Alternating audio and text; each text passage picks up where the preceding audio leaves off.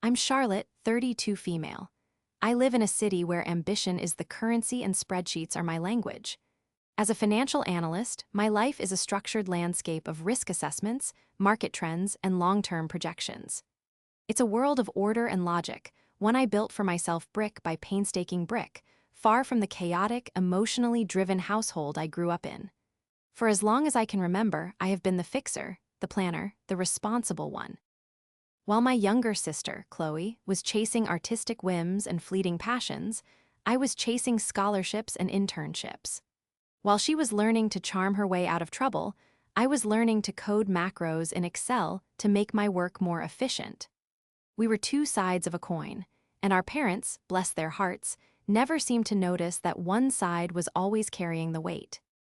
This story isn't about a simple family squabble or a misunderstanding over borrowed money. It's about the calculated demolition of trust, a betrayal so profound it fundamentally rewired my understanding of family. It's about how I used the very skills they took for granted: my precision, my diligence, my ability to see the patterns in the numbers, to dismantle a web of lies and deceit woven by the people I was supposed to trust the most. I paid for my sister's dream wedding, an act of love that I thought would finally set her on a stable path, only to discover that the dream was a fiction, and I was the only one not in on the joke. Before this story unfolds, I'd love to connect with you. Please let me know in the comments where you're watching from and what time it is in your corner of the world. It's amazing to see how far these stories can travel. The story of the wedding began, as most stories with Chloe did, with a crisis.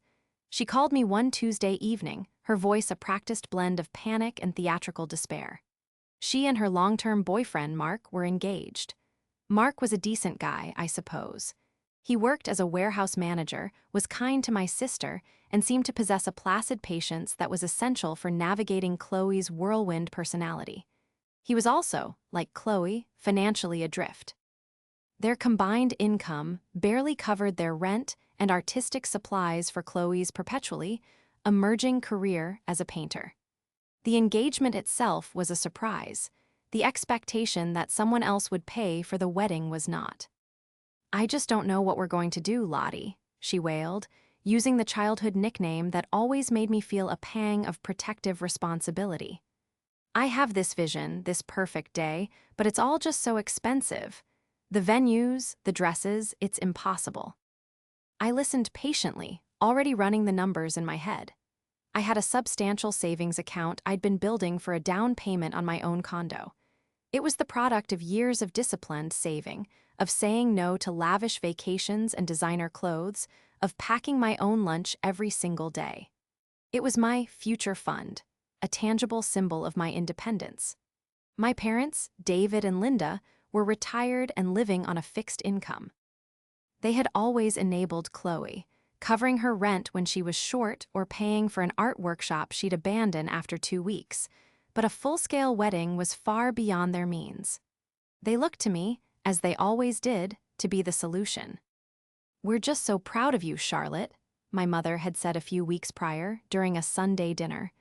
"You've done so well for yourself. It's wonderful that you can be there for your sister." It wasn't a question, it was a statement of fact. My success was not just my own, it was a family resource. So I did what I always did. I stepped in. "Don't worry, Chloe," I said, the words feeling both generous and deeply foolish as they left my mouth. "Let's figure out a budget. I can help. I want you to have your perfect day." Help was an understatement. After a few weeks of Chloe's vague and unrealistic planning, it became clear that what she wanted was a fairy tale, and what she had was an empty bank account. She showed me pictures from magazines: a historic manor with sprawling gardens, a designer lace gown, a 7-tier cake. The estimated cost was astronomical.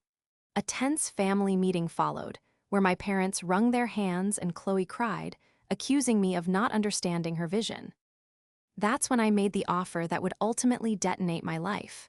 "Fine," I said, a wave of weary resignation washing over me. "I'll pay for it, all of it. Consider it my wedding gift to you both." The room erupted in relief and joy. Chloe threw her arms around me, sobbing with gratitude. My parents praised me as the most generous daughter in the world. In that moment, surrounded by their approval, I convinced myself it was the right thing to do. I was investing in my sister's happiness, in her future stability with Mark.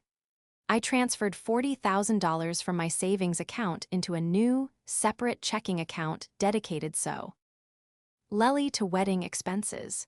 It was a staggering amount, nearly everything I had saved for my own home. With the finances secured, I naively believed the hard part was over. In reality, it had just begun. I became the de facto wedding planner. My analytical skills, which I used to manage multi-million-dollar portfolios, were now being used to compare catering packages and track vendor deposits.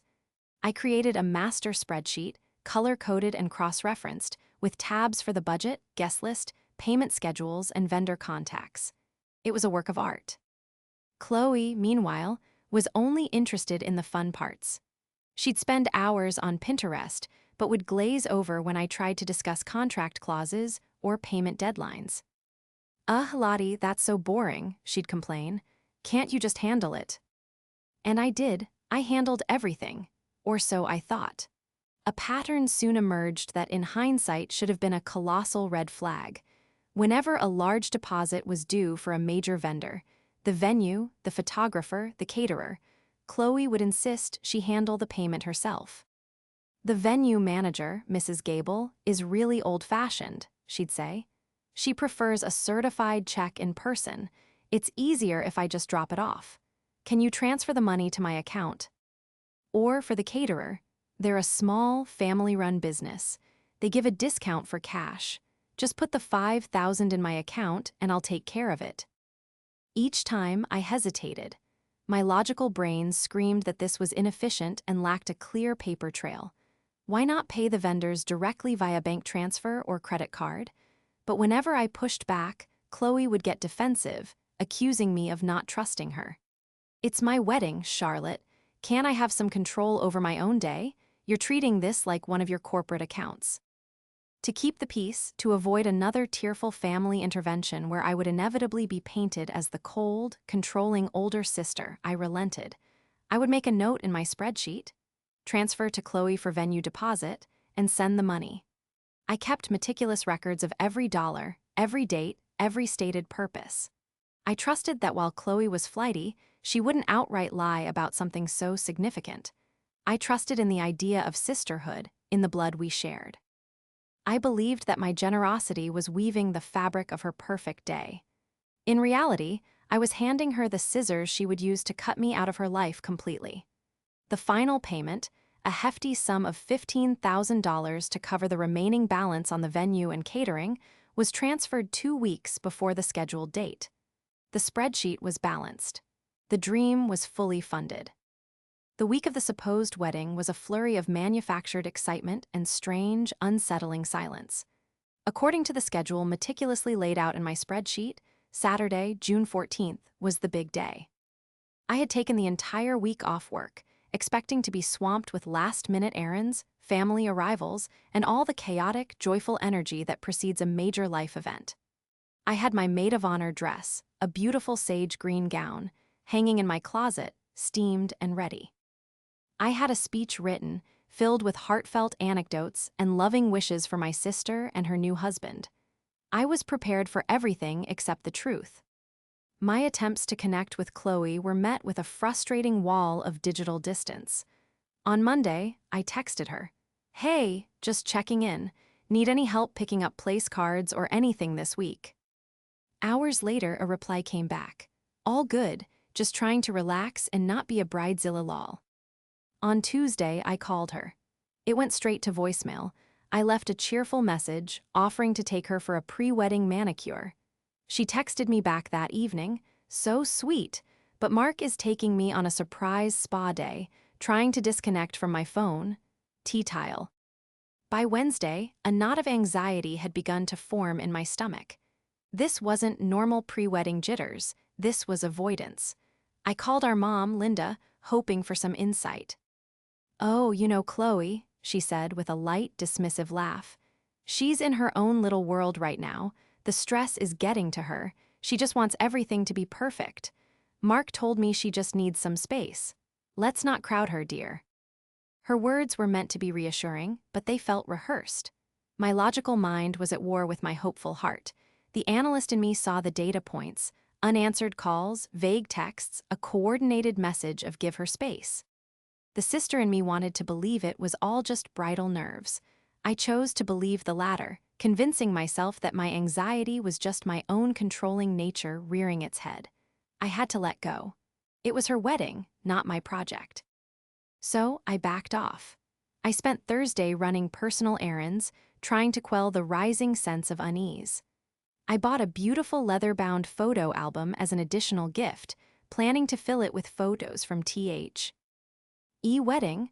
I imagined her reaction, the happy tears, the hug we would share. I clung to this image, this fantasy of a perfect day that would validate my sacrifice.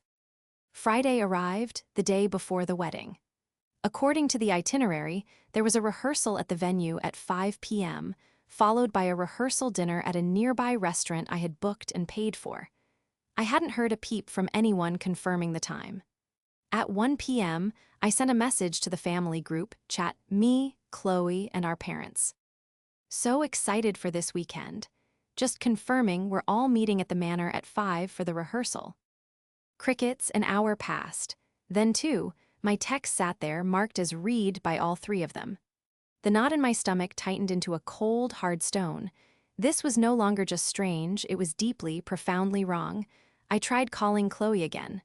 Voicemail, I called my mom. Voicemail, I called my dad. He picked up on the fourth ring, his voice flustered. Charlotte, hi honey, is everything okay? I'm fine, Dad. I was just trying to confirm the time for the rehearsal dinner.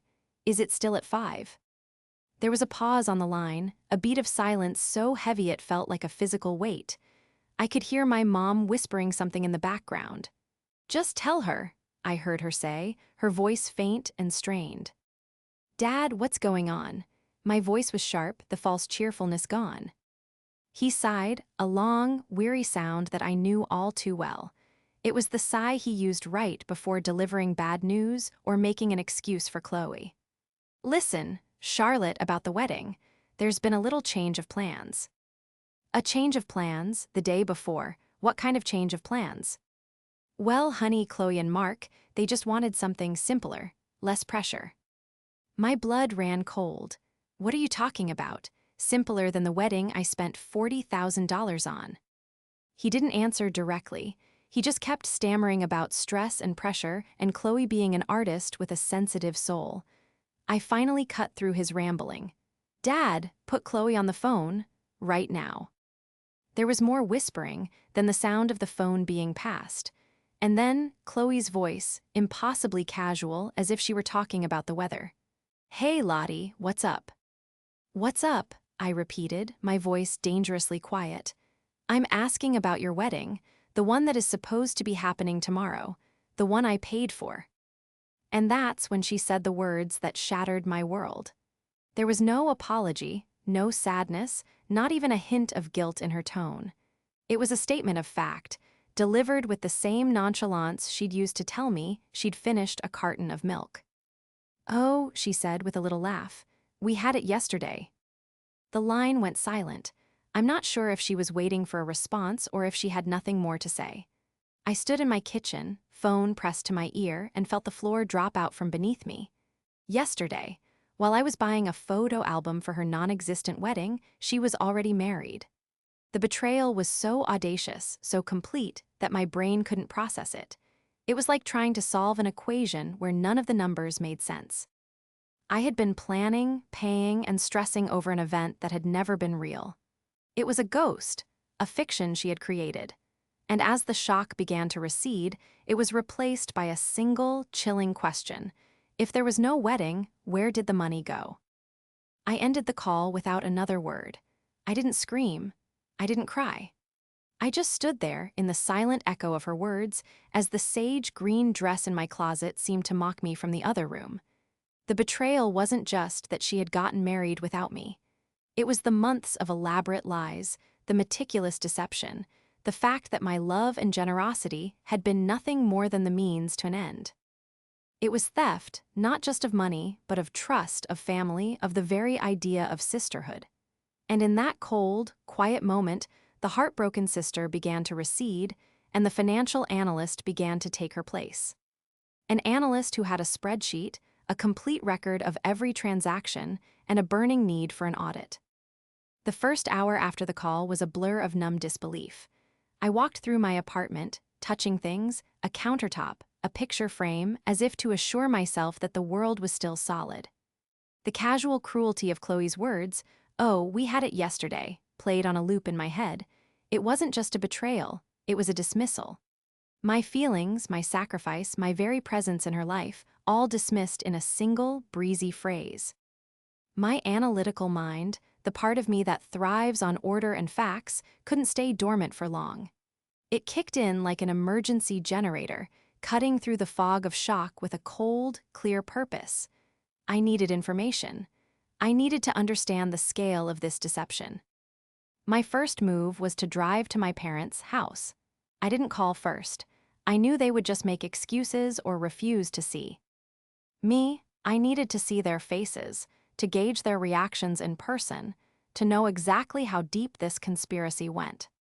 When I pulled into their driveway, I saw Mark's car parked out front. My heart hammered against my ribs.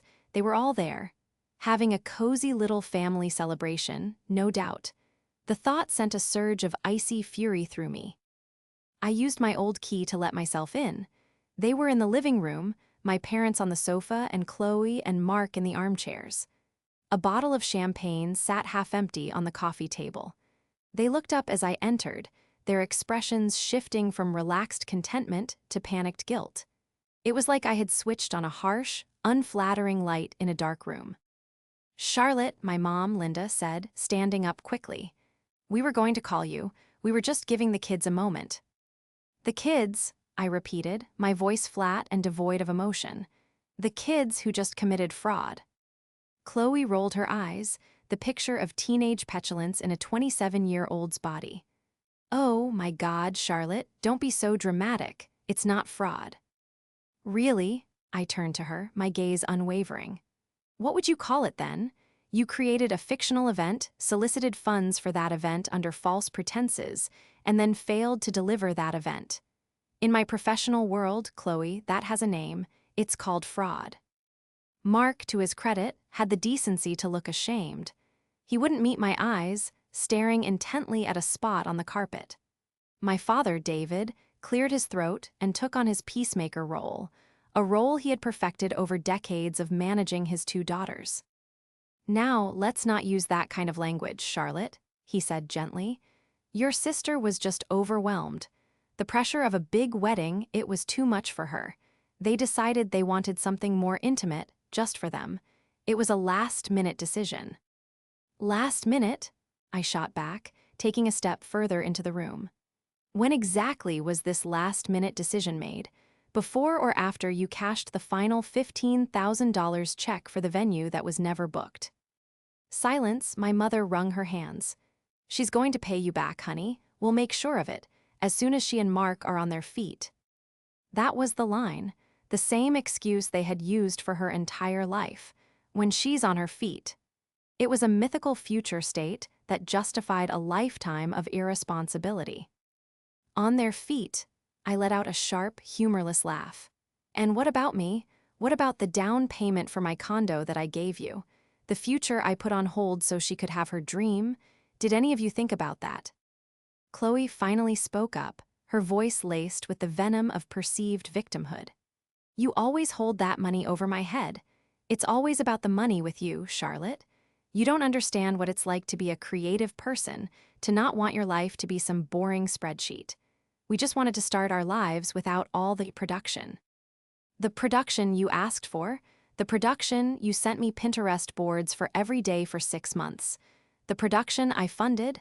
My voice was rising, and I didn't care. The dam of my composure was breaking. "Where is the money, Chloe?" She looked at our parents, a silent plea for rescue. My mom stepped forward.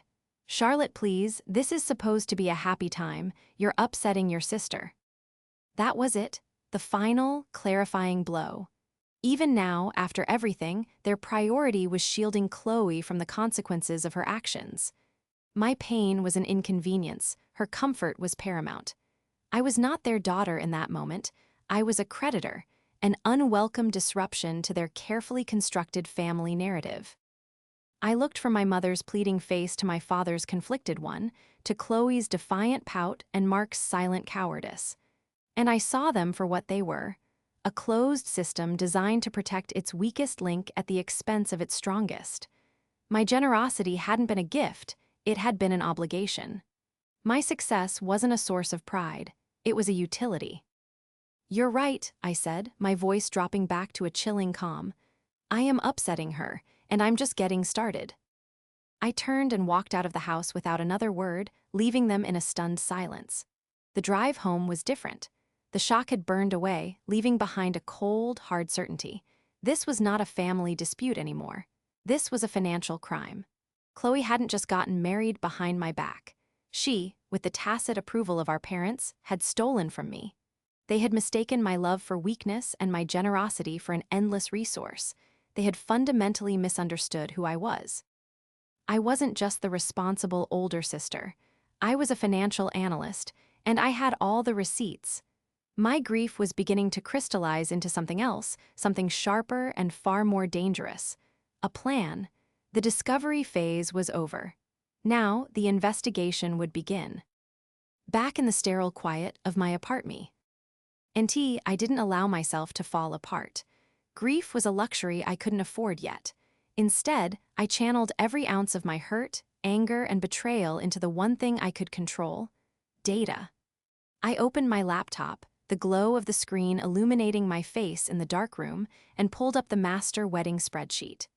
It was my Bible, my roadmap of lies, and now it was going to be my weapon. The first person I called was my best friend, Sophia. As a paralegal, she lived in a world of evidence, affidavits, and legal precedent. She was the perfect person to ground me in logic when my emotions were threatening to pull me under.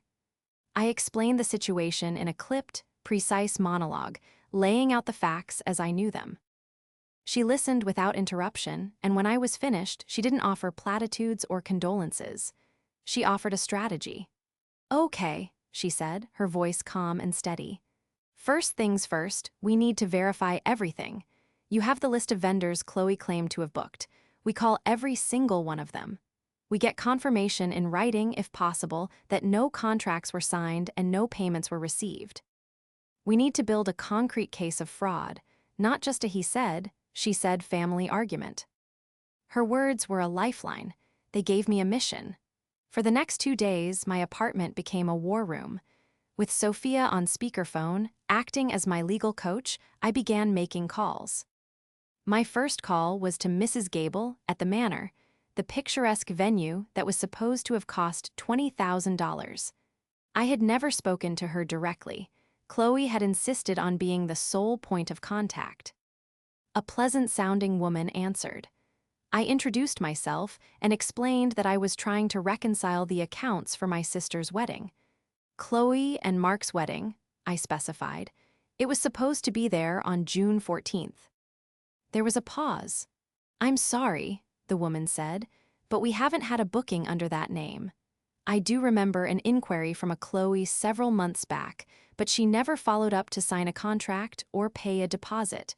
We certainly didn't have a wedding for her here last week." My hand tightened around my pen.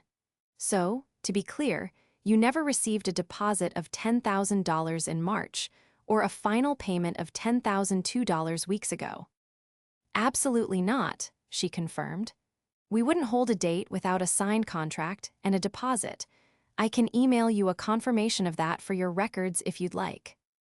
"Yes," I said, my voice tight. "Please do." One by one, I worked my way down the list. The caterer.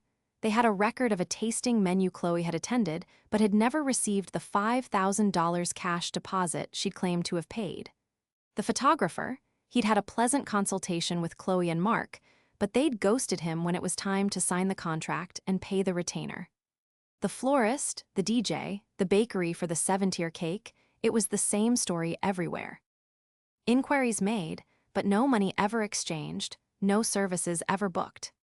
Each call was another nail in the coffin of my denial. The deception was more audacious than I could have imagined.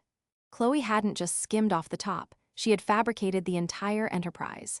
The photo she had sent me of her dress fitting, I did a reverse image search on a picture of the dress tag she'd accidentally included. It was from a high-end bridal boutique downtown. I called them, described my sister, and asked if she had purchased a gown recently. The sales associate remembered her. Chloe had spent an afternoon trying on their most expensive dresses, taking dozens of photos, but had left without buying a thing. The dress she likely wore to her courthouse ceremony was probably from a department store. With a mountain of evidence confirming the fraud, the next question remained, where did the $40,000 go? Chloe wasn't sophisticated enough to hide that kind of money. My first instinct was to check social media. Chloe's accounts were private, but Mark S. was public. I scrolled through his feed, which was mostly pictures of cars and uninspired sunsets. But then I found it. A post from 2 weeks ago, the exact day I had transferred the final $15,000. It was a photo of a key on a plain wooden table. The caption read, "Big things coming. The next chapter for me and my amazing fiancé, adulting new beginnings." My blood ran cold. I started digging deeper, searching for any public records I could find. It was shockingly easy. A simple search of their names in the county property records database brought it up. Chloe and Mark had closed on a 2-bedroom starter home in a town 3 hours away, 1 week ago. The purchase price was listed, as was the mortgage. I did some quick math. The down payment on their FHA loan would have been around $15,000. Sophia, ever the pragmatist, pointed me toward another avenue. What about cars? People who get a sudden windfall of cash often do something stupid, like buy new cars. A search of Mark's social media again yielded a clue. A friend had commented on his post. "Dude, nice ride. When did you get the new truck?" I looked up the public vehicle registration database. Sure enough, Mark had registered a brand new Ford F-150 3 weeks ago. Chloe had registered a new Honda CR-V. They hadn't even tried to hide it. They had taken my life savings, the money I had sacrificed for, and turned it into a down payment and 2 brand new vehicles. They weren't just on their feet. They were living a lifestyle directly funded by their theft. I sat back in my chair, the evidence laid out before me on my screen, emails from vendors, screenshots of social media posts, public property, and vehicle records. The full picture was horrifyingly clear. This wasn't a case of a bride getting cold feet. This was a long-term, premeditated plan to defraud me. They had used the emotional cover of a wedding to bleed me dry. My family's words echoed in my ears. "She's just a sensitive artist. Don't be so dramatic. She'll pay you back when she's on her feet." They weren't just making excuses, they were accessories after the fact. They were protecting a criminal. Sophia's voice brought me back to the present. "You have everything you need, Charlotte. You have a rock-solid case for a civil suit. We can probably get the DA to look at it for criminal fraud, too." I stared at the picture of the new house, their new beginning built on the foundations of my broken trust. A lawsuit was one thing. Getting my money back was important, but it wasn't enough. They hadn't just stolen money, they had stolen my sense of family, my security, my belief in the goodness of the people I loved. They needed to understand the full consequences of their actions. They needed to feel the same loss of control, the same public humiliation that they had inflicted on me. The investigation was complete. Now it was time to draft a plan, not just for restitution, but for retribution. The rage that had been simmering within me for days finally cooled, hardening into something sharp and precise. This was my world now. Numbers, evidence, and consequences. Chloe and my parents thought they were dealing with the emotional, forgiving Lottie. They were about to meet Charlotte, the financial analyst, and she did not operate on sentiment.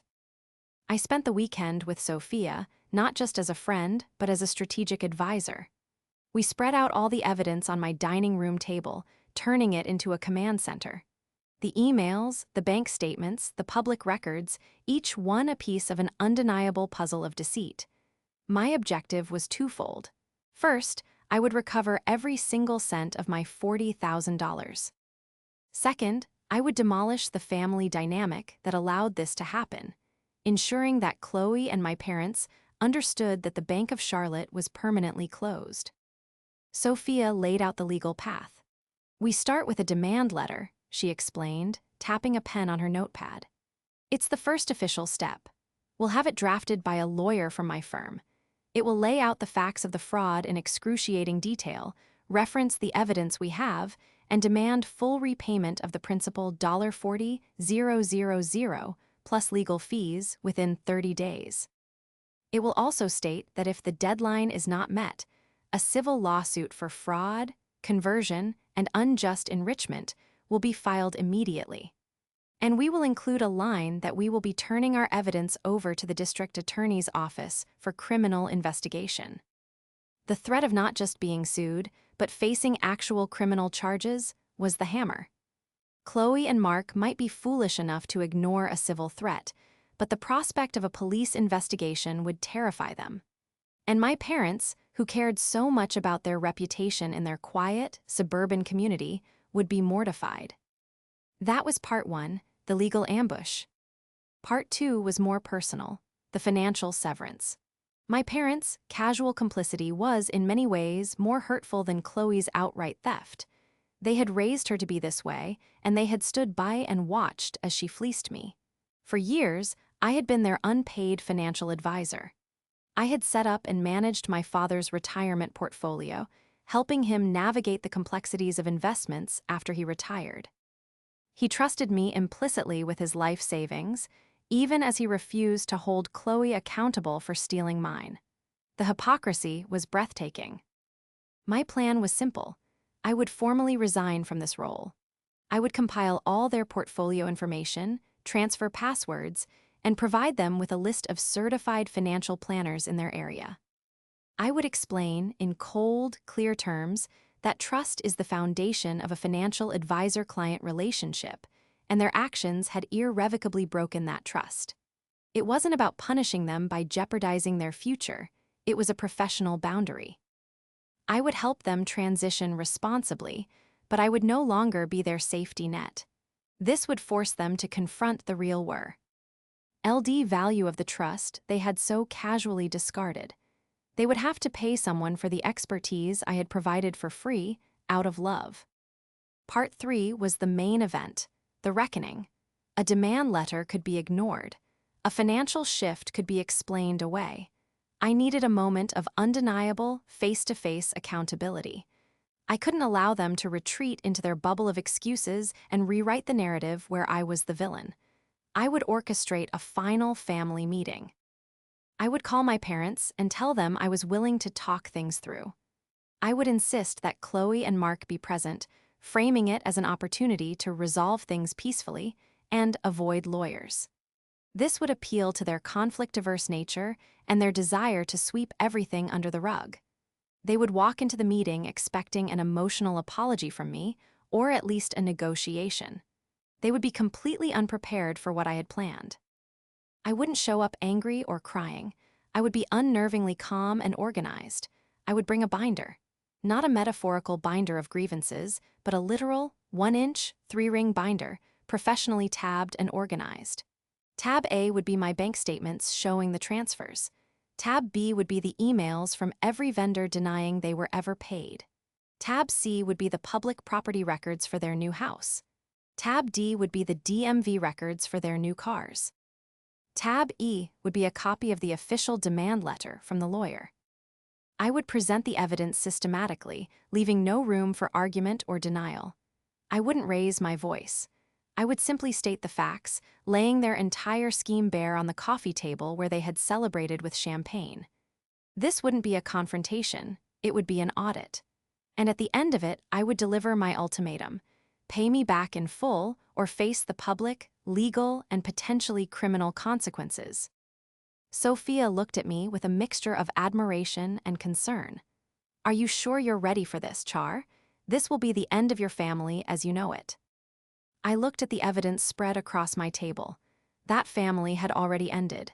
It had ended with a phone call and the words, "We had it yesterday." What I was planning wasn't an ending, it was an amputation. It would be painful, bloody, and traumatic, but it was necessary to save myself from the disease of their toxicity. "I've never been more ready," I said. The plan was in place. The binder was prepared. All that was left was to set the stage for the final act. I picked up my phone to call my mother, my voice practiced and calm, ready to lure them into the reckoning they had so richly earned. I called my mother on Tuesday afternoon, my voice carefully modulated to sound weary and conciliatory. "Mom," I began, "I've had some time to think. I was upset, and I said things I shouldn't have. I think we need to talk, all of us. No more yelling. Let's just figure out how to move forward." The relief in her voice was palpable. "Oh, Charlotte, I'm so glad to hear that. Of course, honey, we want that too. Family is the most important thing." "I agree," I said, the lie tasting like ash in my mouth. "Can we meet this Sunday? At your house. I'd like Chloe and Mark to be there too. It's time we sorted this out as a family." She eagerly agreed, promising everyone would be there. She thought she was arranging a healing session. In reality, she was assembling the defendants for their sentencing. I spent the rest of the week preparing. I went over my notes, rehearsed my opening statement, and made sure every page in my binder was perfectly in order. I dressed carefully for the occasion on Sunday, choosing a sharp, dark gray pantsuit. It was my armor, the uniform of the professional I was, not the wounded daughter they expected. When I arrived, the atmosphere was thick with forced pleasantries. Chloe and Mark were already there, sitting close together on the love seat, projecting an image of a united, wronged couple. My parents fussed around, offering me drinks and snacks, their anxiety buzzing just beneath the surface. I politely declined, placed my leather portfolio and the thick white binder on the coffee table, and sat in the armchair opposite them, creating a clear line of confrontation. My father started, clearing his throat. "Charlotte, we're so glad you came. We know you're hurt, and we are so sorry about how this all happened. Your sister just gets these ideas in her head." I held up a hand, stopping him mid-sentence. "Thank you, Dad, but I'm not here for apologies. I'm here for a practical conversation about a financial matter." I opened my binder, the crisp sound of the rings snapping open echoing in the suddenly silent room. "I've prepared a summary of the wedding expenses to facilitate our discussion." Chloe scoffed. "Oh my God, you brought a binder? You are unbelievable." I ignored her, turning to the first tab. "Let's start with the venue. Tab A here is the statement from my dedicated account showing a transfer to you, Chloe, for $10,000 on March 15th, noted as venue deposit. And another for $10,000 on June 1st, noted as venue final payment.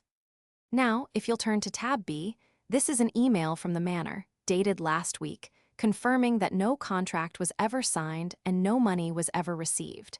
They have no record of your booking. So my first question is, where is that $20,000? Chloe's face went pale. Mark stared at the binder as if it were a venomous snake. My mom started to speak, but I continued, my voice even and relentless. Next, the caterer. Tab C, a transfer of $5,000 on April 10th. Tab D, an email from the catering company confirming they only did a tasting with you. They were never hired. The photographer, the florist, the DJ, it's the same story for all of them.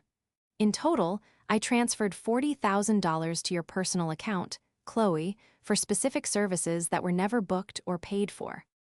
I paused, letting the weight of the documented evidence settle in the room. This wasn't a change of plans. This was a deliberate, systematic deception. It's fraud. "We were going to pay you back," Mark finally blurted out, his voice cracking. "We just needed a little help getting started." Getting started on what? I flipped to the next section. Tab E here is the public property record for 124 Oak Street in Millwood, purchased by you both 3 weeks ago. The down payment, according to my analysis of the mortgage documents, which are also public record, was approximately $15,000. And Tab F, the DMV registrations for your new Ford F-150 and your new Honda CR-V, amazing how you're getting started. fund aligns perfectly with my life savings. My parents looked horrified, not at the crime, but at the clinical, public dissection of it. My mother's eyes filled with tears. "Charlotte, please, don't do this." "Do what, Mom?" I asked, my voice dangerously soft. "Hold your children accountable for their actions. You had every opportunity to stop this. You knew you were complicit. You chose her comfort over my trust." I then turned to the final, most important tab. I pulled out a single, crisp document and slid it across the coffee table toward Chloe and Mark. This is a copy of a formal demand letter drafted by my attorney. It outlines the evidence you see here and demands full repayment of $40,000 plus my legal fees, which are currently $1,500.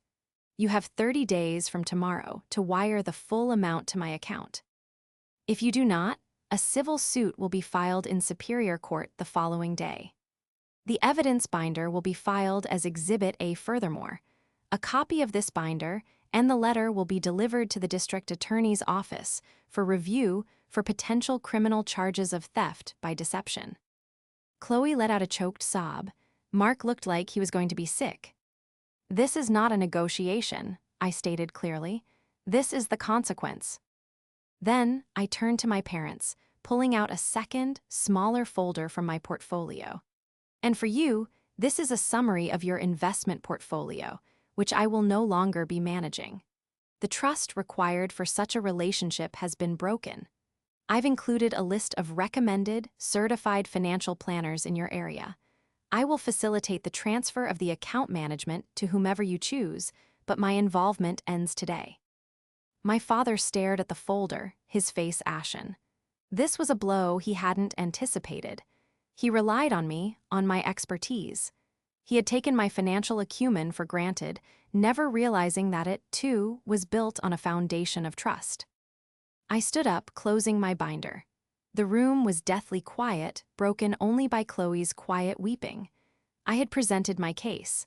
I had laid out the undeniable facts. There were no more shadows for them to hide in, no more emotional appeals that could cloud the issue.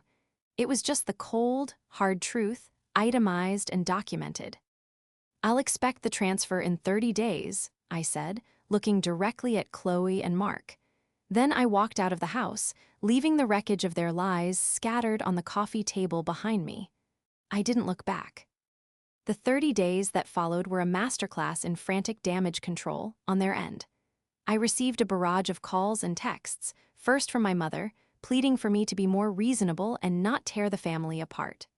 When I didn't respond, my father tried a different tactic, attempting to appeal to my sense of logic, suggesting a payment plan over several years.